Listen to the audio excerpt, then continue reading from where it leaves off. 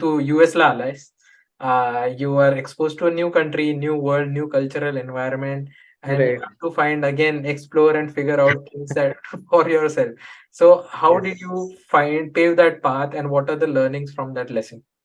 Yeah, I mean, over here the challenge was like adapting to a new educational system because here they have like a credit-based system for evaluating how much study or like how much weightage each subject will have, how much credits that you are going to take this semester, all those things. And also engineering, we never did our own assignments. At least I did not In do it undergrad, in back in in India. undergrads. Yeah, like I used to copy, like I'll be blunt about Yeah.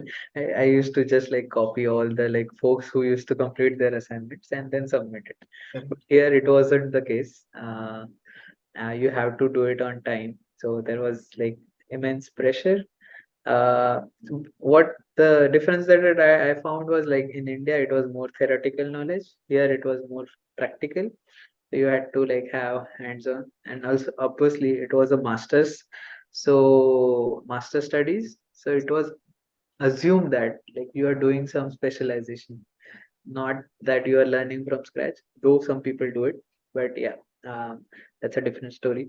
Uh, but during that phase that I was getting exposed to so many different folks who are interested in different fields of computer science, which I was not aware about.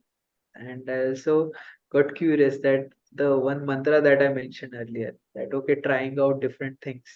So in that way, I tried out like different subjects in my bachelor, in my masters.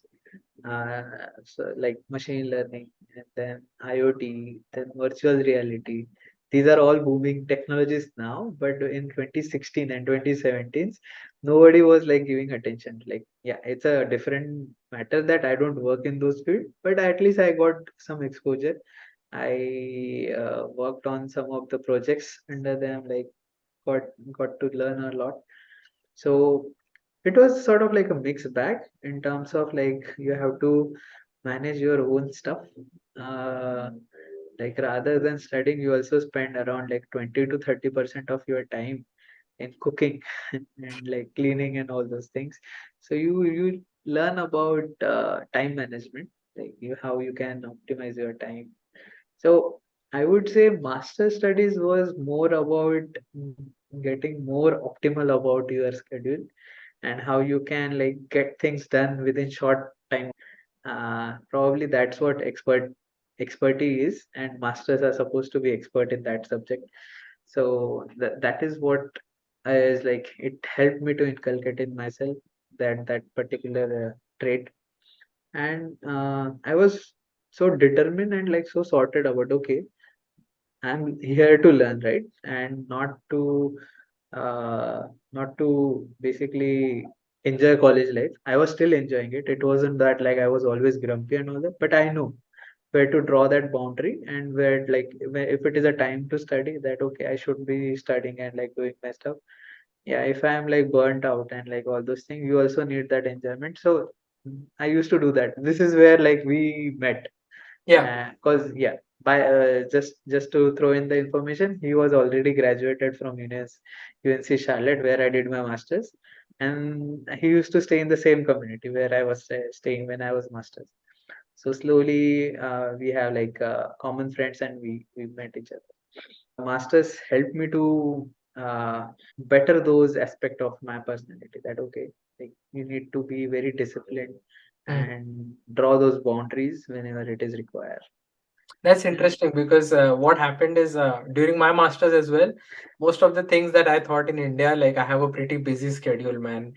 Because I was in undergrad and I was like traveling like 1 hour or 2 hours to Right. my thing, and I was like, oh, I don't have time. I don't have time. That was my thing in that young mindset.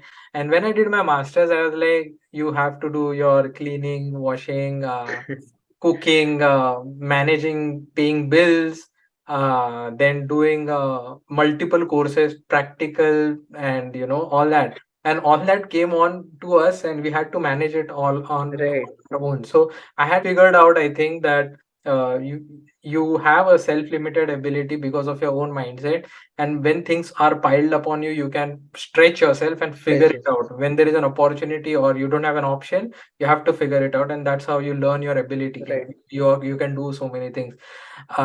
So that was Yeah, I interesting. guess the hustle is the word. Like we will Hustle, yeah, become hustlers. Yeah, at that time. exactly, We will. exactly. Yeah. So that advantage that you get is not just about the degree or the education, but it's about the whole overall development, that you Right. how to manage things and get things done while you have so many other things going around. So that's interesting. Now you mentioned about the academic courses, right? There were subjects that you took as part of your interests, and there were subjects that people take, like typically because we come from academic centric environment, Background. where Yeah. getting more grades or good grades is the Yeah. center of everything. And whereas some people approach that, and no fault of there is no single right approach. Right. There are people who focus on just the grades, and there are people who take some interesting subjects depending on their managing the complexity of it, and interests and stuff like that. What would you recommend for people who are coming in for masters? How should they approach their academics, as well as focus on skills that are required in the industry? Right. There is a big job hunt that is going to come in your last semester, and there's so much pressure. So how do you what would you recommend for people who are through this master's journey? What should their approach be like? Right. Right.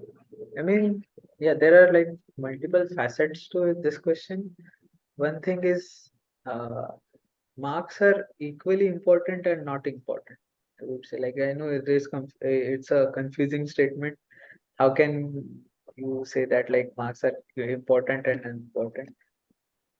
Why? Because I feel, first of all, like, yeah, I remember like one of my professors in CDAC, he used to say marks are just numbers, which I like didn't. I was not agreeing with that, because by that time the belief that I had, like, marks justify what you know and what you don't know. But later on, like, uh, as I was satisfying my curiosity, I realized that okay, it is sort of like a byproduct of you understanding something. Like if you understand something from its core principle, you are bound to get those marks. Like you don't worry about those marks. And if you don't understand it and you are just focusing on the marks, probably there could be other avenues in which way you can get those marks, but you did not understand that subject completely. So there are some folks who are able to get those marks. No offense to them, or like not saying like they are right or wrong, but some of them, they don't know the core concepts, even though they had like good marks. So that's why I said like they are important as well as unimportant. Like you need to, even if you have like probably good grades and you don't know, you don't understand like how the programming languages are built, just taking an example, or like how to build a software like, at scale, like if you have done masters. So I would suggest like what is the use of those marks? I understand, I get it. Like if I have to shed out like and weed out some of the things, some of the resources, that okay, this resources has completed his masters, but this resource has not completed his masters. I'll probably have a bias towards this, a person who has completed the masters. But this is what the belief system that I changed recently, or like probably over the last few years, is not necessary like you need to heavily rely on this candidate or this resource. Like even this resource can be as good as the other one. Uh, just because he doesn't have like a degree or good marks, it is not going to define you what you like and what you don't. Only underlying thing is curiosity, I feel. Uh, if you are curious enough about a subject or about a thing, you will eventually, your mind works in that way. Like I believe it's not only with like you or me or like the folks who are surrounded, it's with like it's a basic human nature. We are curious. We have evolved to this point that we are having this conversation on a video technology. We were curious enough to understand all the facets like physics and chemistry and all those things behind it. And we have come up with this technology, like probably different semiconductors. They are, yeah, like they are interacting with each other and like having those ones and zeros and all this technical world. It's a magical realm, and we have come this far just with that curiosity. Uh, and we are humans as of now, like the folks who are interacting. So each Cyborgs, and I every am cyborg. Yeah. so each and every individual have that curiosity, innate curiosity, and if you satisfy that, if you try to satisfy that curiosity, it will lead you to those good marks. That's what I feel. And in that way, they will be your companion, and they won't mess up with your head, because some people, like, if you just go beyond behind that marks, you will lose the total essence of the process. That okay, you were, though you were curious enough about that, you just went behind those marks. You did not like went into the depth of that subject, though you got good marks, but you were not able to figure out the depth.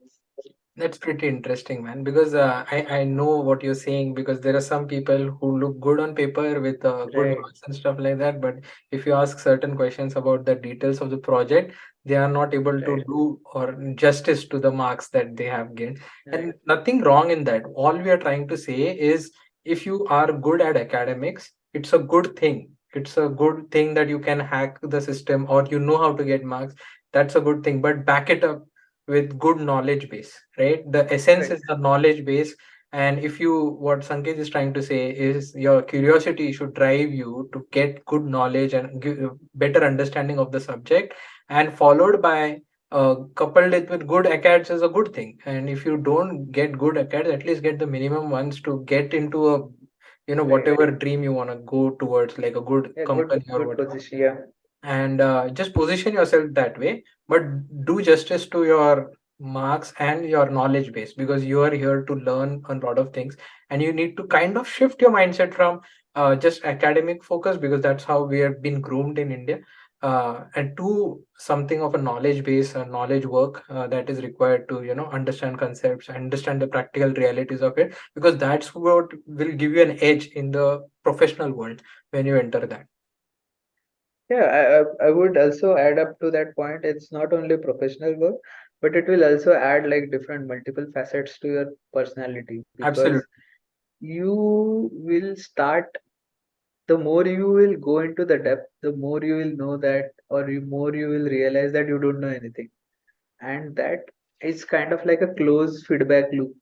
It's as you feel like you don't know anything, you will become more curious about the stuff that you are interested. You will go more deeper inside.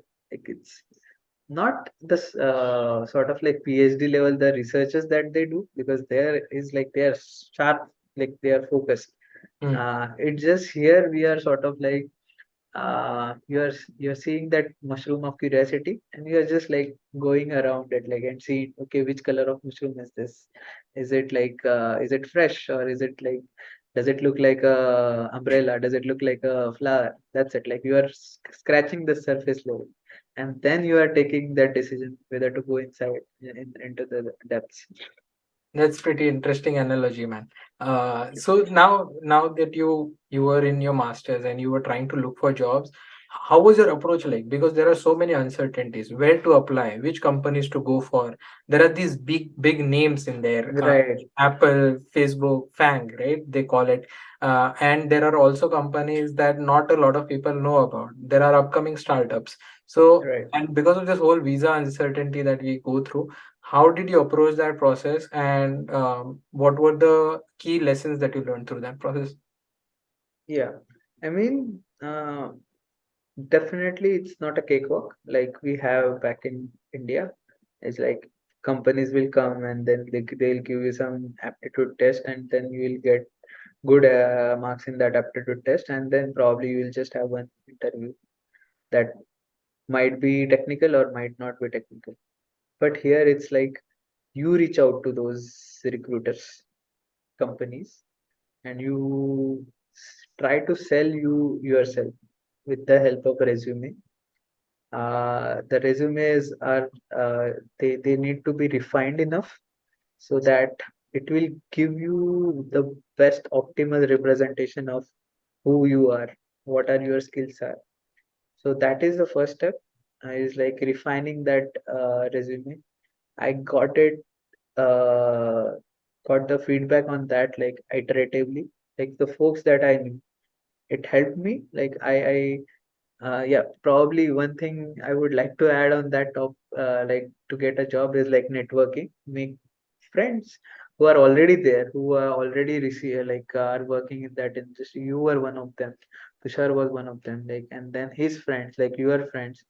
I was constantly like making new friends, not out of like I had something in my mind that okay, I'll use these guys for my leverage, but it helps in a way that to keep you safe as well as a guiding sort of like guiding forces that they'll guide you in the right direction because they know they've been through that process, so they'll nudge you in the right direction. So get feedback from these people and refine your resumes because that is going to be the reflection of what you are, what skills you are bringing on the table, and keep applying.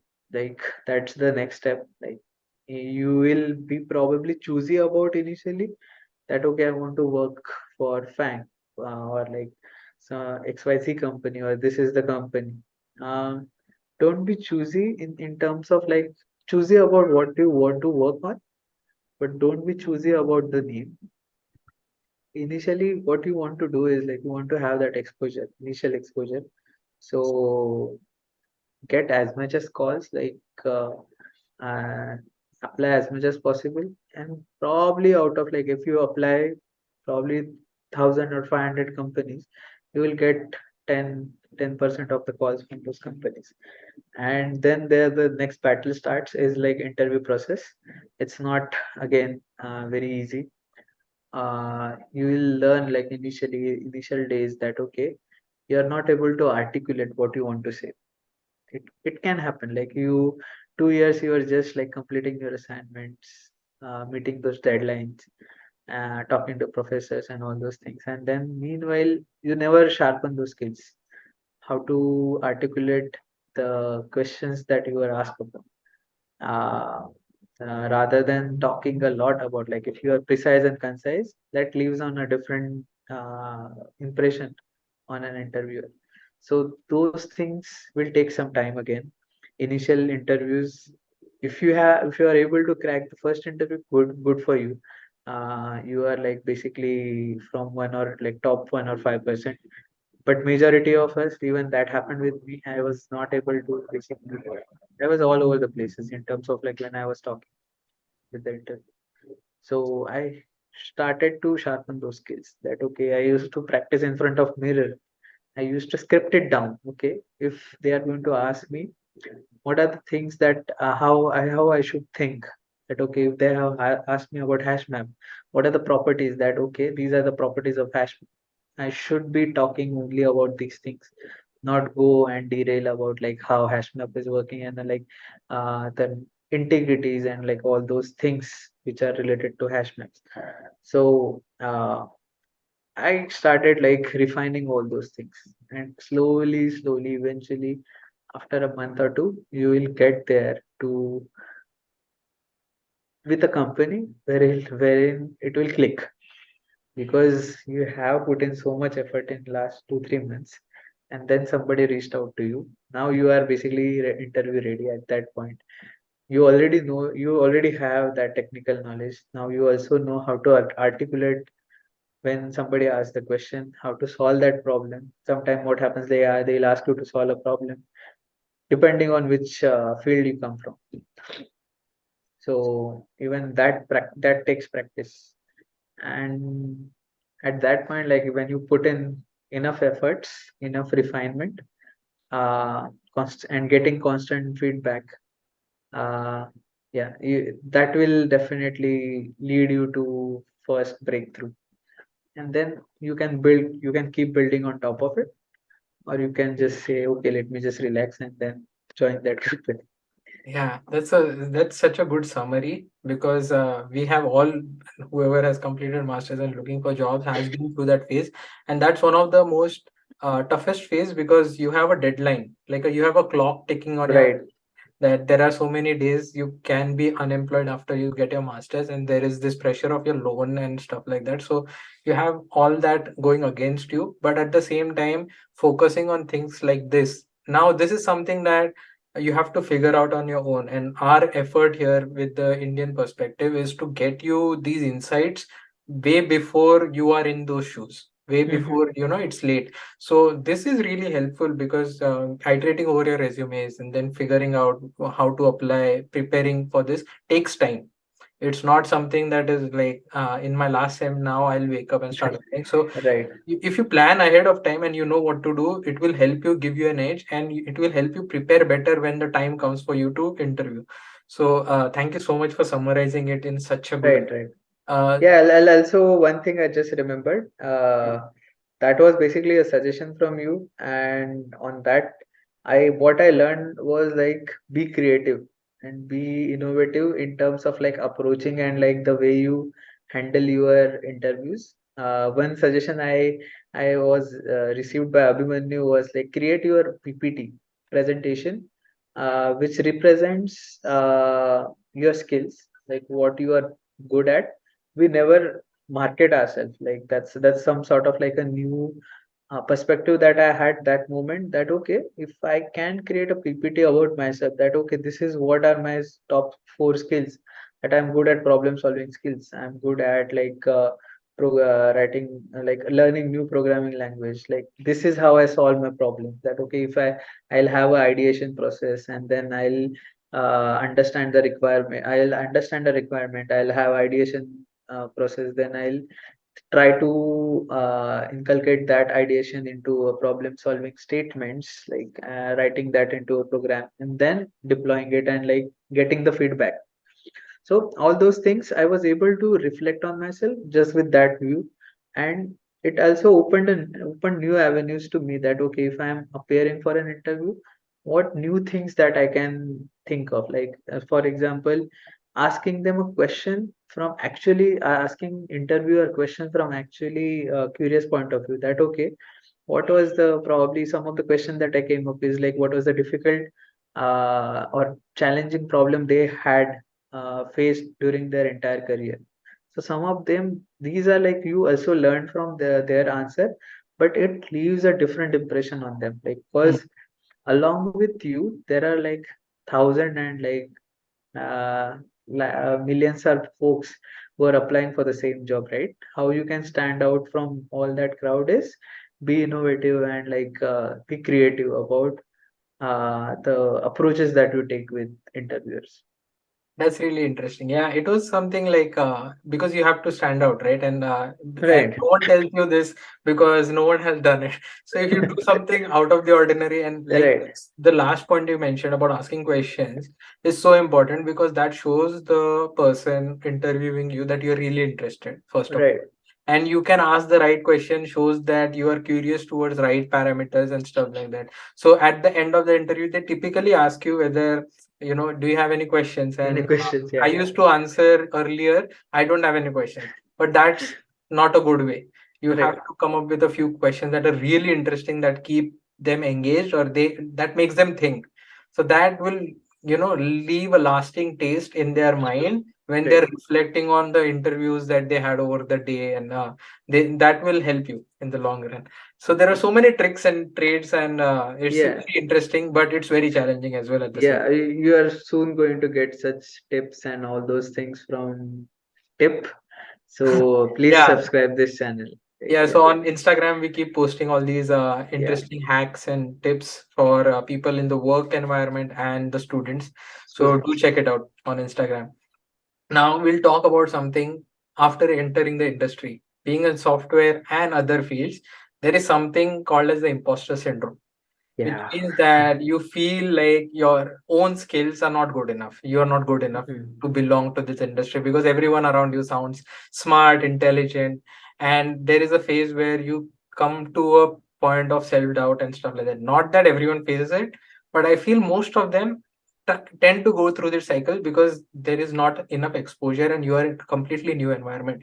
So, Right. how did you go through this phase first? And how did you manage to come out of it, and what are the lessons from that? Yeah, I mean, definitely every person probably in competitive field, I guess like they go through this thing, imposter syndrome. Even I went through that.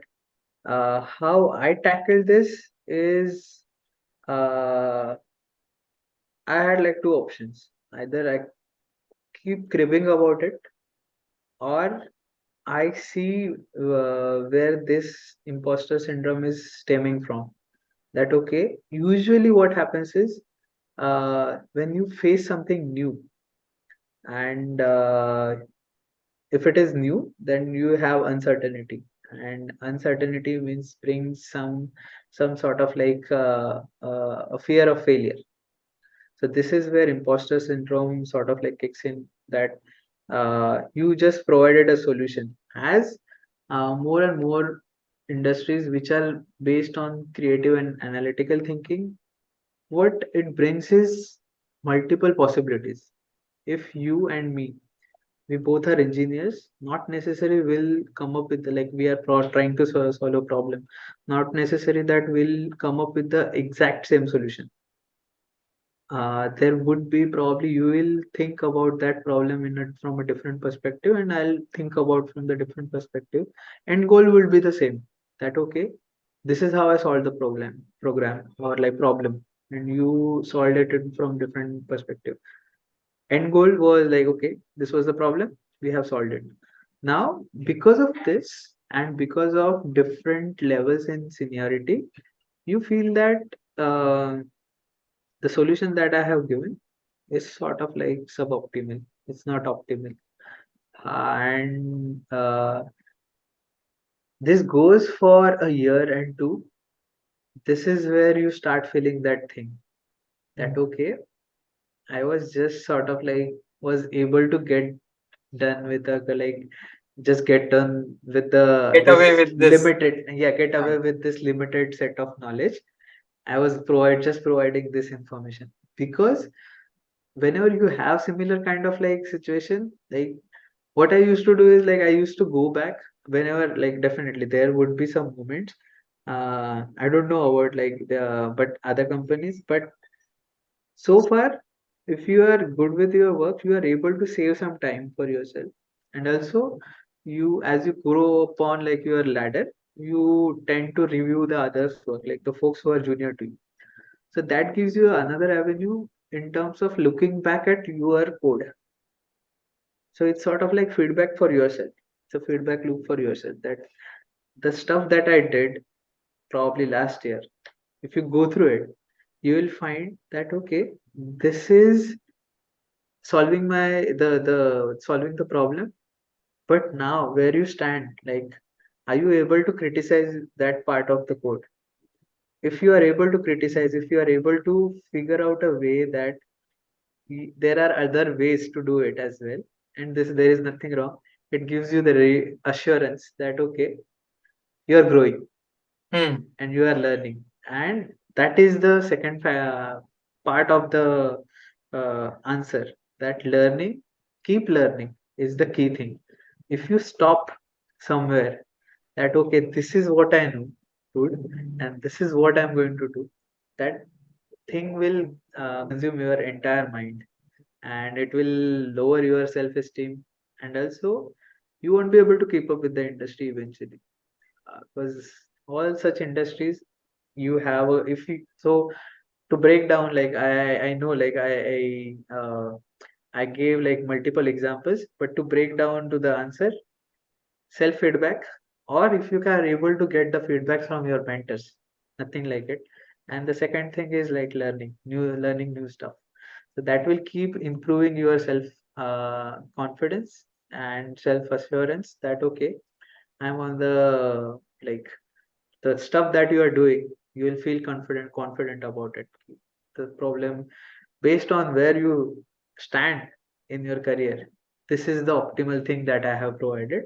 There won't be any other, like if some senior folk come and like they mention that okay, have you thought about this, take it as sort of like a feedback in a good way, that oh, I haven't thought, like it's a new paradigm for me.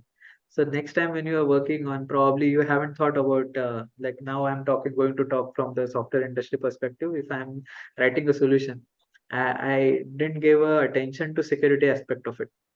So probably my senior folk, he gave me that feedback. Have you thought about the security aspect? So from next point onward, I need to make sure that okay, I'm thinking from that angle as well, so that it will help you to expand your horizons. That is the learning part. That's pretty interesting because at the stage when you're going through this cycle of self-doubt and you feel like everyone in the room knows more than you, Right, it's a good thing and a bad thing because you feel bad. That's the bad part. But the good thing is you are in a smart environment, so you need to right, push yourself to grow, and there is an opportunity of growth and understand what they're doing better than what you are. Now, this doesn't necessarily impact or reflect on your self-worth, right? You have right, reached that stage through a lot of hurdles, through a lot of challenges, and you have the potential in you to get better at whatever you are trying to do at your job. At the same time, your current level may not be matching the level of the room, but over a period of time, if you understand, like he said, detach yourself, analyze where your gaps are, and start working on it rather than feeling bad about it is one part of it, but then detaching yourself and trying to right, figure out, analyzing it. Okay, these are the aspects that will help me become a better programmer, become a better designer, become a better anything in your field. And then working on it over a period of time will get you there with this constant feedback from your peers, your mentors, and this will help you grow. And this process will not stop wherever you are, right? Whichever field you are, yes, it has right, to keep going and going, and you set new horizons for yourself and start chasing them.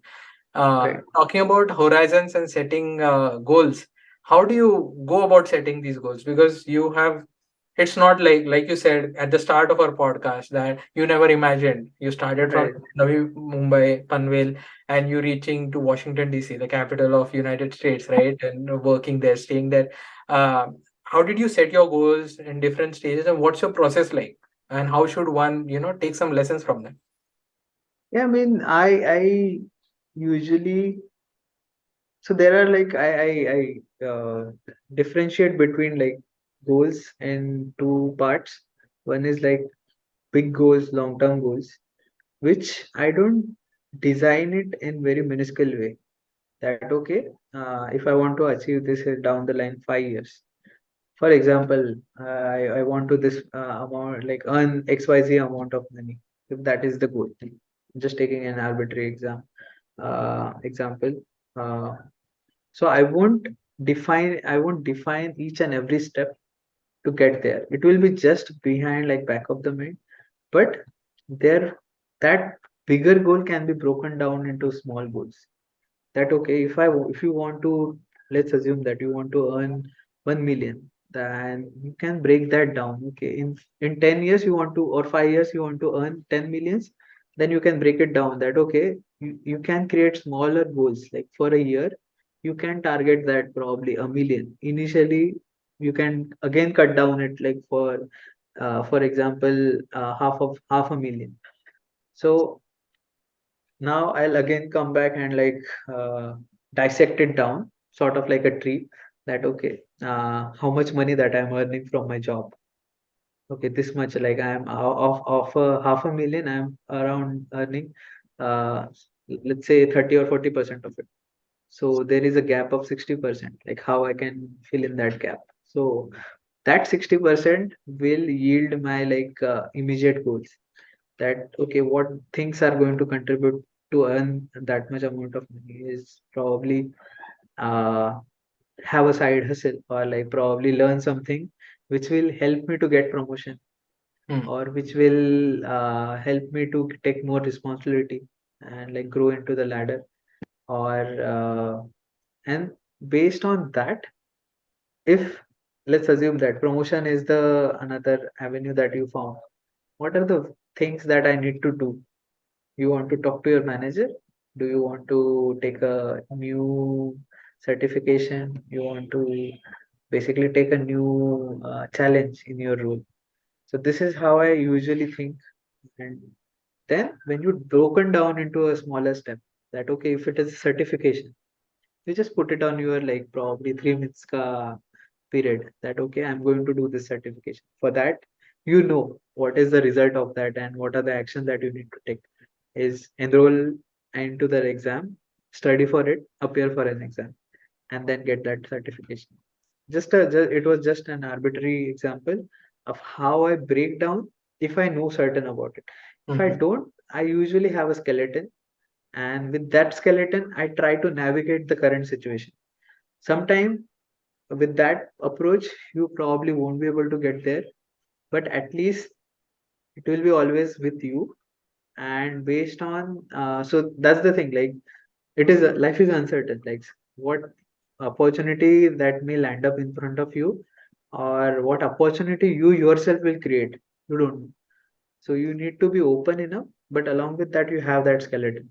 That's pretty interesting, man, because everyone has their own processes. The ability to break it down into small pieces and Hmm. making it into actionable items. And if there are things that you don't clearly know, you try to break it down and, get some more information, get some more Hmm. data, try to experiment without a lot of loss in terms of money or time, and try to figure out whether it's right. Right. And it also comes back to your exploration part, right? Take risks with less bets, and try to figure out if it is for you. Right. One of my previous manager told me this, that if you decide to do certain thing and if you do it full time, you will get to the end point really quickly. If you Hmm. succeed, you will know that you can be successful, and if you get to failure, you know that this thing doesn't work This really thing quickly. doesn't work. Yes. So it's pretty inspiring. Right. So now, talking about different goals, and different aspects of breaking down goals into different things. Uh, how about, going through rough patches? I know there have been a lot of ups and downs, but Mhm. in your US journey, what was the roughest patch that was very difficult for you to manage, from an emotional perspective, from a personal perspective, and how did you get on top of it? Yeah, I mean, one aspect I would say uh, is after graduation, like when I got a job, I definitely had that itch to get into FANG Hmm. because of the buzzword and like the folks. There is nothing, first of all, there is nothing wrong about getting into a FANG. If you get into a FANG company, good for you. Thank But is basically for folks who uh, go to Facebook, yes, Amazon, Facebook. Yeah, Netflix, it's a and Google. terminology for the all the big companies Yeah. who have like sort of a global scale existence. So yeah, that was something kind of like what happened there was uh, it sort of derailed me from who I am in terms of my professional setup, because I just wanted that outside validation. Again, you you actually deal with, like most of the people deal with this. Like you, if you are achieving something, you need that constant validation that okay, you're doing good, you are basically successful, and all those things. So for me, it was sort of like if I don't get a job in bank, I won't consider myself as successful, because it felt like okay, no, I don't want to be mediocre. That was my definition of it. But later on, what happened is like even when I joined the current company, uh, uh, at that point, I was just thinking about okay, how can I crack another interview? So that was hampering my natural ability. I was working, and by the time I was also trying to prepare and give interviews, all those things. I never stopped working in a way that I was just doing bare minimum. I was just doing bare minimum to have that visibility that okay, I'm working, but it wasn't allowing me to put in like my natural way of working. So, and I was not aware why I wanted to work for Amazon. Like my why was not clear for myself. Hmm. The only why was like later on when I reflected on that, like COVID gave me a good perspective or good pause on that, and also some visa related issues with my H1B. It gave me good time to reflect on. So that was after a year. that at that point when I reflected on it, I realized, oh, okay, this is the reason you are trying to figure out or trying to get into it like that. Okay, you want to have that signaling thing that okay, I work for a FANG, and if you go on LinkedIn, you will find people. I don't know whether they do it now, but like at back when I had that bias, you used to find it like okay, day one at Google, day one or day one at Amazon, Microsoft, all those Yeah. things. So I was very much occupied with that, and then I'm like, there is nothing wrong about joining those companies. You will learn a lot for sure. Many of my friends they work for Amazon, they work their ass off, and I have seen their growth 10x fold than as compared to me. Or some of them they are like working in the fine and they are complacent, like they are not learning. I have a bigger like or better growth than them. So it's not a golden rule that as you mentioned Yeah. that if you join fine then only you will learn it. You can learn it anywhere as long as you have that fire. I wasn't like ready for that philosophy back then. So when I have reflected on that, that okay, this is not the right reason I should try to join fine company. Then I stopped that goal immediately because I felt that that was wrong on my side, and I started uh, not focusing, but allowing myself to flow in the current company, and that actually bring out the natural ability what I am as a software engineer, and it helped me to climb up the ladder very quickly. Within 1.5 years, I had like 3 or 4 promotion levels. And before that, even in 1.5 years, I was just got promoted only once. So that speaks a volume about like how some biases can hamper your natural ability. So that was a difficult part in terms of I wouldn't call it as it sort of like also dealt with the emotional part as well, but also it was hampering the professional part. So how I dealt with is like before COVID actually, I got into workout, like getting into workouts, like staying active, and that led me to meditations, and it's sort of like holistic approach that gave me these tools to reflect upon on the stuff that are happening. It's not a smooth sailing. Still I have like rough edges every now and then these tools help that okay, if I'm feeling down like less energy, I'll just hit a gym like within half an hour. I'm like a bouncy guy who are ready to tackle the world. Yeah. Yeah. That's pretty fascinating how you found outlets in the form of gym and healthy meditation and stuff like that to figure out your way. And everyone has gone through certain similar phases where they have to they reflect on their priorities and figure out for themselves what is the right path and stuff like that. Especially like in my experience, it has been like people tend to attach their self-worth with particular geographic location, like being Hmm. US is a big thing, and someone trying to take it away, for example, in if there is a visa issue or something like that, it's a big deal for them. Right. And it's also similar with companies like big names. There is reputation attached to it, and you try to, even if you don't want to, try to indirectly attach your self-worth with those reputed companies, which is not really the right way because it's not something in your control to start with, and Right. sometimes it may end on a bad note, like something might happen, a rule would change and you can go back to India, but that shouldn't change you as a person, right? And that is not a reflection in your Right. ability to tackle situation, but it's easier said than done, trust me. Yeah, definitely. Definitely it's So easier. I think reflecting on why you want to do certain thing is so Right. powerful. And if your why Right. is right, you can get through any wall you want. But if your why is not aligned with who you are to yourself, like a self truth to yourself, right? Then it becomes a problem and you get pulled in different directions, uh, Right. Right. which is a challenge. But thanks for sharing that journey. Yeah, definitely, man. Yeah. Because Now, I am sure that like many people they probably are going through that or they mhm. might go through this. Yeah, yeah. Yeah, that's one of the motivations for having this podcast, right? People who are going through know that everyone kind of has gone through something similar, and they come out on top of it at the end of it through Right, right. their own mechanisms.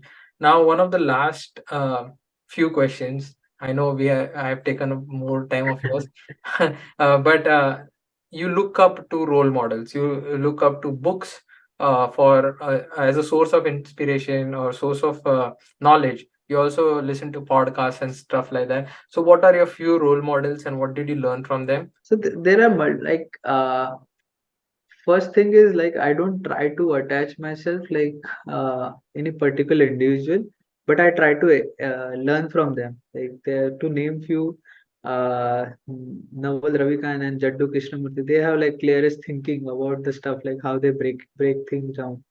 That is something that I would really like to learn in my life, and I constantly keep learning from that. And another also, like Elon Musk, he has like good work, even though like there is like so much Noise around them. noise around him. Like that guy is sort of like feels like from another planet. How he works like so many hours a week.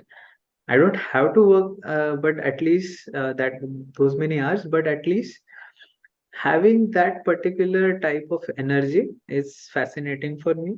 And like we every now and then, even when you and me we talk about the stuff that okay, some of the things that they just like bring in some shine in our eyes. So one thing, he's a good executor of stuff. Probably it's his natural ability. I don't know, but I would uh, like to learn about him, that okay, how to execute stuff uh, on the grander schemes and more global scheme, with precise and like more convincing thought process. So that is the other thing. The Elon Musk and book, in terms of books. I don't feel there, like if I just take one book's name that okay, this is what I look up to, it will be very bad, or like it will be unfair to the other books, because each and every book that you read, I feel it gives you the new perspective, and it takes or it breaks down one of your belief system, because we keep accumulating so many belief systems since the beginning of our development. Some of them are right, some of them are wrong. The wrong ones, the right ones, probably I feel they stay with you, but the wrong ones, books question those wrong belief system.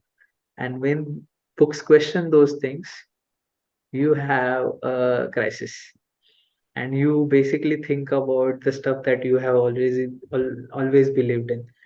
Just to name few my favorite books, I would definitely do that. Why We Sleep. It definitely changed the way I program my sleep around my daily routine. Not that I sleep like 24/7, but yeah, like it has become a priority. And then there is another one is Sapiens. It boils down like how we have evolved. Uh, the third one, I'll probably stick to one title, which is going to be uh, Breathe, which is sort of like related to the stuff that I do, like breathing exercises and all. But it also tells you that how breathing affects your overall thinking ability and physiology of your entire body. So it was fascinating to learn about that as well. Thank Mhm. you so much for your recommendation. Uh, Mhm. and the ability of you to explore new things and figure out things and explore new topics. Like there are so many diverse topics we spoke about: meditation, gym, or working out, and then having that impact on your personal development. Your focus on not just professional but personal, and the balance that you Mhm. seek through having a holistic perspective. You have come a long way from where you started, and thank you so much for Yes. sharing your journey with us. And that's it from my side. Any last recommendations or comments, for people who are watching that you want to give? Yeah, I mean, I don't sound like a person who is giving can, but one thing when I look back at the stuff in hindsight, which everybody when they do, they feel like whatever happened happened for a good reason. But again, every time I myself remind that to me, you are exactly at right place, right time, wherever you are. This is where you are supposed to be, and this is wherever you are. Just be content with that, and things will fall into the place. Probably you are going through some crisis. Probably you guys have, some of you might have like some breakups. Some of you just might have lost some jobs. But those are things be like still again. It's easier said than done. But have that feeling that okay, this is the right place, right time, and right environment you are in. Thank you so much, Sanket.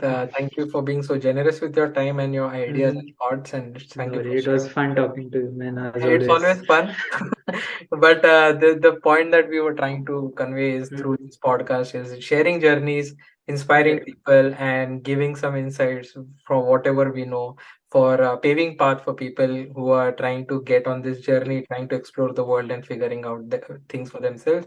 So thank you so much. Contact Thank you. Sanket if you have any questions on Yeah, LinkedIn. definitely. You can find him on LinkedIn, Sanket Patil. Do reach out to him. Let him know how you Yeah, felt. definitely. Like if anybody needs any help, and like if you want to talk about have any issues with your progress about job finding and all those things, like learning anything new, yeah, feel free to reach out. And do let him know if you like the video, like the Yeah. story. Do let him know that you loved it. And thank you so much for joining us today. And that's it from our side. Have a good one. Thank you. Thank you, brother. Bye bye.